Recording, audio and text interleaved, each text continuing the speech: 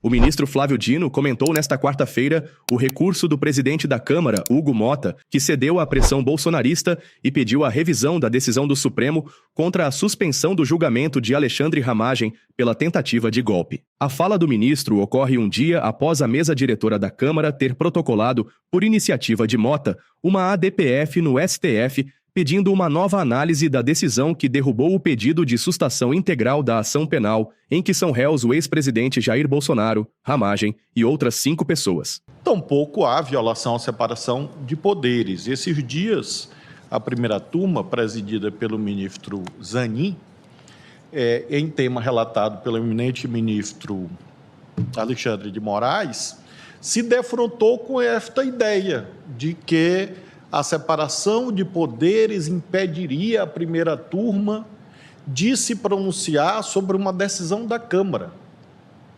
Ora, da Câmara dos Deputados. Se assim fosse, nós teríamos uma dissolução da República.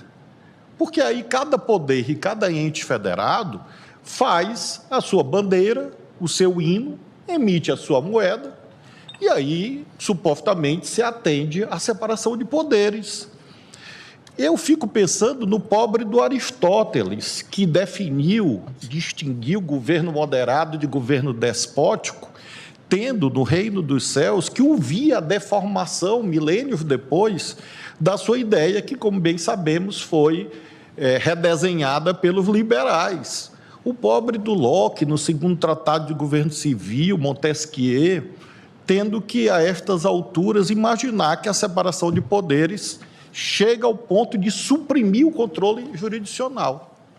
E para não deixar de falar da ordem jurídica positivada, evidentemente, o princípio da inafastabilidade da jurisdição também se presta a ilidir esse empecilho suposto da separação de poderes. Na ADPF, Motta alega que a rejeição ao pedido pró-Ramagem, aprovado em votação no plenário da Câmara, teria sido uma ofensa da Corte ao princípio fundamental da separação entre os poderes. O instrumento jurídico da ADPF, no entanto, não tem efeito prático nesse caso. Segundo a apuração da CNN, ministros classificam nos bastidores que a ação de Motta já chega natimorta ao tribunal, visto que uma ADPF não pode ser utilizada como recurso contra decisões colegiadas. Pelos precedentes do Supremo, não pode ser usada como forma de recorrer de uma decisão tomada por uma das turmas.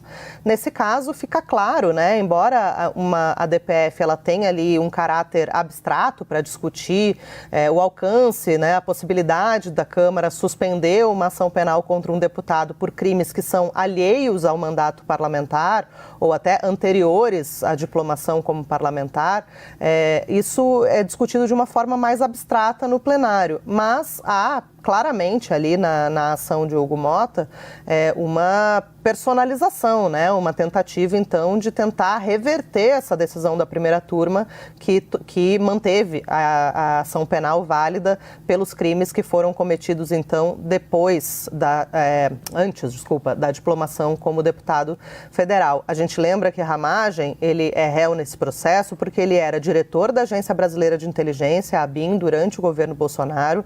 Ele é acusado de ter utilizado ali a estrutura da ABIN para dar andamento ao planejamento de golpe de Estado. Então, isso teria acontecido até antes mesmo da eleição que o elegeu deputado federal. Então, por isso, o Supremo, a primeira turma, entendeu que não é possível suspender a ação penal em relação a esses temas e suspendeu apenas em relação àqueles crimes sobre dano ao patrimônio, que foram cometidos em 8 de janeiro de 2023. Então, posteriormente, a diplomação que havia ocorrido em dezembro e a posse seria ali em fevereiro de 2023. Então, o que os ministros do Supremo têm falado a esse respeito? Primeiro, esse instrumento, a ADPF, não pode ser usado como forma de recurso, E segundo, eles veem uma manobra de Hugo Motta para que esse assunto seja discutido no plenário, que tem o quórum completo do tribunal, e não na turma, na primeira turma, que seria ali a instância competente para analisar esse tipo de recurso e, eventualmente,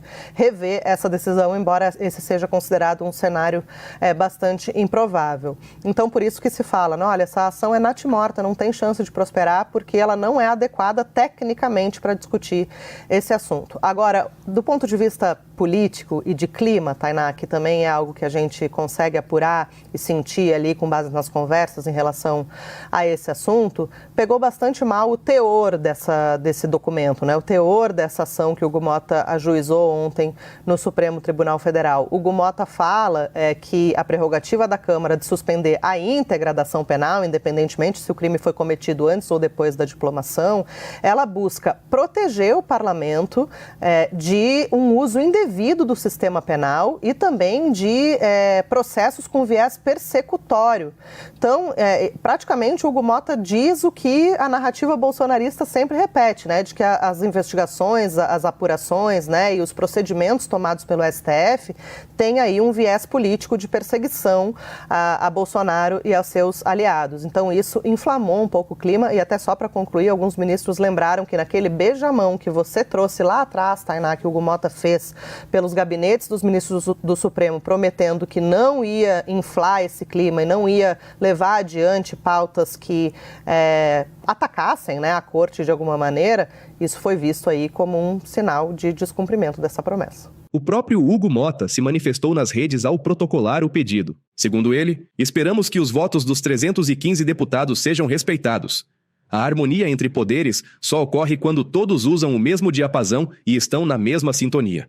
Ainda nesta terça-feira, Mota esteve em um evento com o ministro Luiz Roberto Barroso, onde criticou a polarização como empecilho às entregas da Câmara para a população, contrariando a si mesmo antes de ceder às pressões do bolsonarismo. Desde que nós assumimos a presidência da Câmara, nós temos adotado esse tom, o tom do equilíbrio, o tom do diálogo, o tom da serenidade, que eu penso que é isso, senador Jucá, que está faltando ao nosso país.